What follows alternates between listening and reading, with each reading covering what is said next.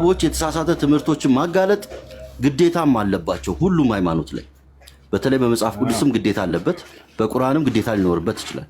የተሳሳተ ትምህርትን በእውቀት በማስረጃ መመላለስ ነው እንጂ መናናቅና መሰዳደብ ለመገዳደል መፎካከር አያስፈልግም እንጂ ላላወቀው በውርስ ለያዘው ሃይማኖቶች ለማያውቀው ሰው ይሄ እኮ እንደዚህ ነው ብሎ ማስረዳት ምንም ችግር የለውም። ኃጢአትም አይደለም፣ ግዴታችንም ነው። ክርስትናውም ያስገድዳል። ክርስትናውም ላላወቀው አስተምር፣ ሂድ አስተምር ነው የሚለው። የተሳሳተውን ትምህርት አጋልጥ ነው። ስለዚህ ይሄንን መከላከል ሳይሆን የተሳሳተ እንትኖችን እሱ ድምፅህ ታፍኗል። ላስት ዳይ ጥያቄ አለ? ጥያቄ ካለ ወደ ጥያቄ እንሂድ። ላስት ዳይ ሰላም፣ እንዴት ነው? አዎ አባትሽ ሰላም ብያለሁ። ጥያቄ አለ? ሰላም፣ እንዴት ነው? እሺ፣ ጥያቄ ምንድን ነው? እና ጥያቄው እንዴት ነው? ያ ልቀጥላ? ቀጥል። ቁርአን ለስንት ዓመት ነው የወረደው? 23 ዓመት። ለ23 ዓመት ነው ማለት 23 ዓመት ነብይነቱን ከተቀበለ ጀምሮ እስከሚሞት ድረስ ነው ወይስ እንዴት? እንደሱ ማለት ቢያንስ በዛን ታይም ቁርአን በሚወርድበት ታይም የሆነ ያደረገው ያሳየው ታምር ምናምን አለ? አዎ በደንብ አለ። እናሳየህ እነሱ። እሺ መልካም። አብዱልከሪም ወይ አቡከር ይመቻቸዋል ለማውጣት? አንዳቸው አላችሁ? ምን ላውጣልክ? ተአምር ነብዩ ሰለላሁ ዐለይሂ ወሰለም የሰሩትን ተአምር አውጣለት። ጨረቃ እንደከፈሉ አሳየው።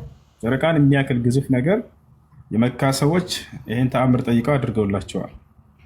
ሰአለ አህሉ መካ ረሱሉላህ ሰለላሁ ዐለይሂ ወሰለም አን ዩሪየሁም አያ ፈአራሁም ሚን ሽቃቅ አልቀመር።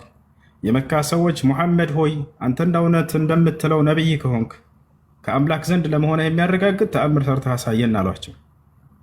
ወዲያውም ነቢያችን ሰለላሁ ዐለይሂ ወሰለም ጨረቃን ለሁለት ከፍለው አሳዩቸው። በማስረጃ እናሳያቸው። እንገርህ አብዱልከሪም የብዙ አለ የክፈት ዘመን። እሺ ሳይል ቡኻሪ ላይ ታገኛለህ። ቡኻሪ ላይ ሙስሊም ላይ ያለ አይን ማይ ያዩት የመሰከሩት የተናገሩበት ነው እናሳያችሁ። ቡኻሪ 3637 3637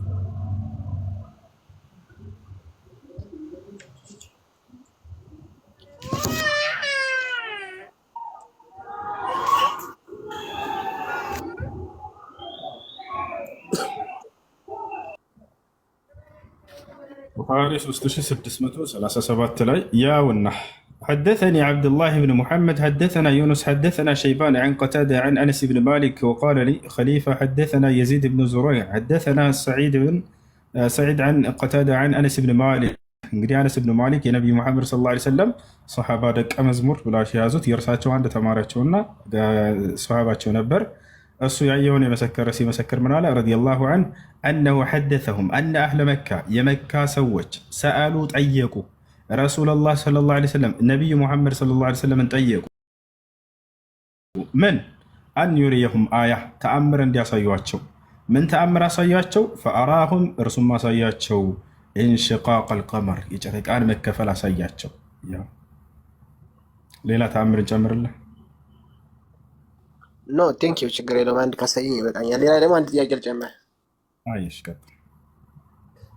ለምሳሌ ማለት ነው ቁርአን ሲወርድ ኖርማሊ በመጽሐፍ ደረጃ ነው የወረደው ወይስ ቃሉ ነው ለ23 ዓመት የወረደው ነው ወይስ መጽሐፉ ነው የወረደው ለእንትን ማለት ነው? ቃሉ ነው። ቃሉ በመንፈስ ቅዱስ አማካኝነት ወረደ። በመንፈስ ቅዱስ አማካኝነት ለነቢዩ መሐመድ ሰለላሁ ዐለይሂ ወሰለም ከአምላክ ዘንድ ወረደ።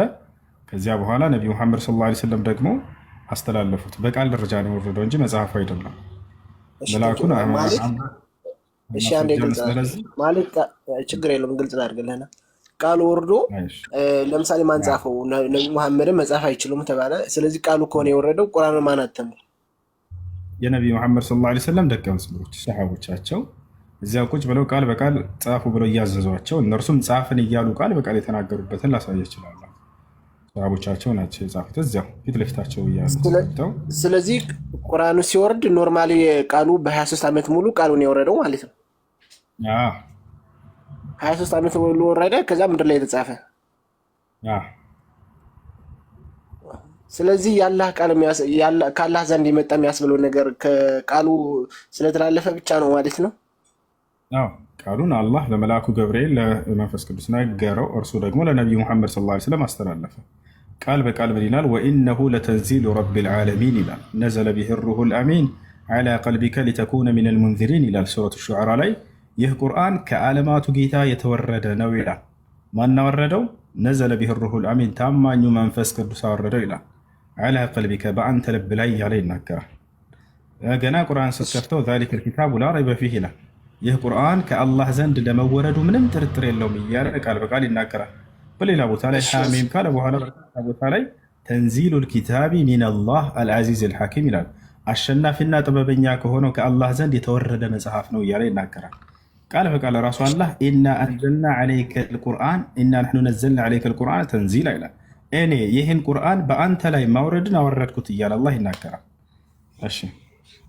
እሺ ማለት ለምሳሌ አሁን ይህን ቁርአን ጅብሪል አምጦ ለነቢዩ መሐመድ ሲሰጥ ያኔ አይን ባይን ማስረጃ ይኖራል ወይ? ሰው ማለት ለምሳሌ አሁን ሰው ያየ ሲቀበል ለምሳሌ እኔ የተቀበልኩ ሳይ ያየ ይሄ ሲቀበል አይተናል ብሎ የሚመሰክር ምስክር አለ ወይ? ያንስ በዚህ በኩል ግልጽ ታሪክ ገብርኤልን ቀጥታ ያዩት የመሰከሩ ቃል ይዞ ሲያመጣ በደንብ ያዩት ላሳየ ችግር የለም። አብዱልከሪም ማውጣለት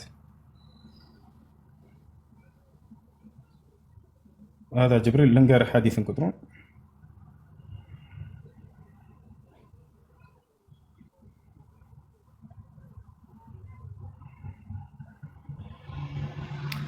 እሺ ሐዲስ ስንት ላይ ታወጣላችኋለህ መሰለህ? ያዩት የመሰከሩት ራሳቸው ያዩት ገብርኤልን የተናገሩ ቡኻሪ ላይ ስንት ላይ ታወጣለህ?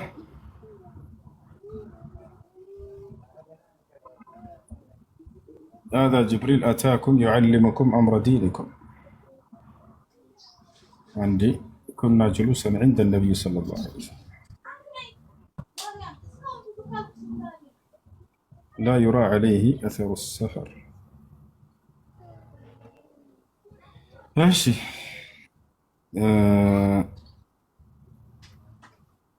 مسلم سمنت لا وطالعته صحيح مسلم قطر سمنت لا መልአኩ ገብርኤልን ቃል በቃል እንዳዩት የመሰከሩ ቃል ቀጥታ ሲያስተምር ራሱ ለነቢዩ መሐመድ ብቻ ሳይሆንም ሲናገር ለእርሳቸው የሚሰሙ ነበር። ሁሉ እነዚህ ሰሃቦች ሁላቸውን ቁጭ ብለው ይሰሙ ነበር፣ ያዩት ነበር ገብርኤልን። ምስክሮች እነሱ ነፍ እነዚህ ሁሉ አሉ።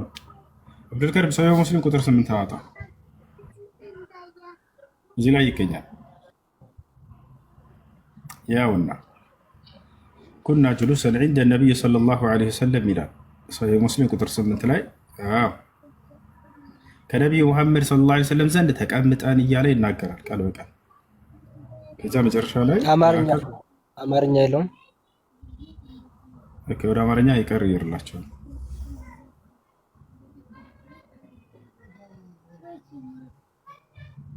ወደ አማርኛ ይቀይርላቸዋል። አማርኛ ይቀይርላታል። እሺ ያው እና እዚህ ጋር ወደ አማርኛ አንድ ጊዜ ላሳያችሁ። በቃ ላይ ትልቅ ላይ አድርገው አብዱልከሪም ታውጣላችኋለህ።